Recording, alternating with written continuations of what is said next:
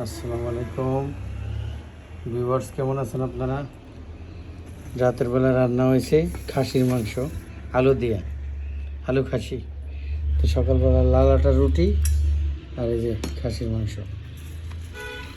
আচ্ছা, এই আম্মু, এই যে এই মাংসটা যে রাঁধছ, খাসির মাংসটা আমার কাছে এত ভালো লাগছে। হ্যাঁ, আমি কি বলবো, আমি আলু মাংস এরকম খাইছি, অনেক খাইছি, কিন্তু কালকে রাত্রে মানে কি এমন সিক্রেট, আমি নিজেও রান্না করি, আমার রান্নার সাথে অনেক অনেক গুণে ভালো হয়েছে। আসলে আমি কল্পনাও করতে পারিনি যে এত সুন্দর হবে। কি এমন দিছে এটার মধ্যে, এই এত ভালো হওয়ার কারণটা কি? মানে স্বাদ, ফ্লেভার, মানে মাটির চুলায় এত মজার রান্না হয় না কখনো।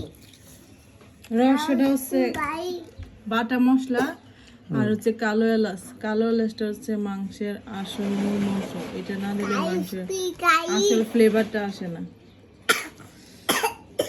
বাটা মশলা মানে কি? মরিচ বা আদা, রসুন, মরিচ। তুমি মরিচের একটা ব্যাপার বললাম, মরিচ কি? মরিচ ফাটাই বাইতে দিছো না? মাংসের মধ্যে বাটা মরিচটা দিলে মাংসটা অনেক মজা হয় আর ঝালটা পারফেক্ট লাগে। আমার কাছে ঝালটা কখনো পারফেক্ট লাগে না, হয়তো বা একটু মাংসে গন্ধ করে, খাসির স্মেল করে, অথবা একটু দেখা গেলো যে অন্যরকম একটা স্মেল করে, ব্যাটে বলে মেলে না। কিন্তু দেখেন, কালকে কয়েকটা বেজে এমনি আলু দিয়ে মাংস দেখলাম কয়েকটা, এরপরে রান্না করতে বললাম, কিন্তু রান্না করছে, বিশ্বাস করেন। হ্যাঁ, মানে আমি বুঝাইতে পারবো না, জাস্ট হ্যাঁ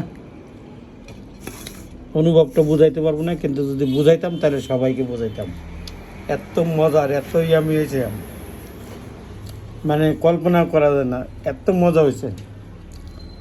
মানে হোটেলে, রেস্টুরেন্টে নিজেও রান্না করে বিদেশে এত এত বছর খাইছি। হ্যাঁ, আর বিরিয়ানি টিরিয়ানি মজা হয়েছে, কিন্তু এই আলু দিয়ে মাংস এই লেভেলের হয় নাই।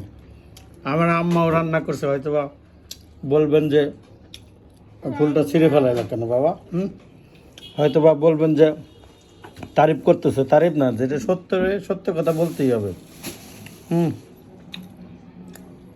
দেখেন সিনার পিসগুলো, হালকা মাংস, হালকা আর মাংসটা কাটছেও সুন্দর করে।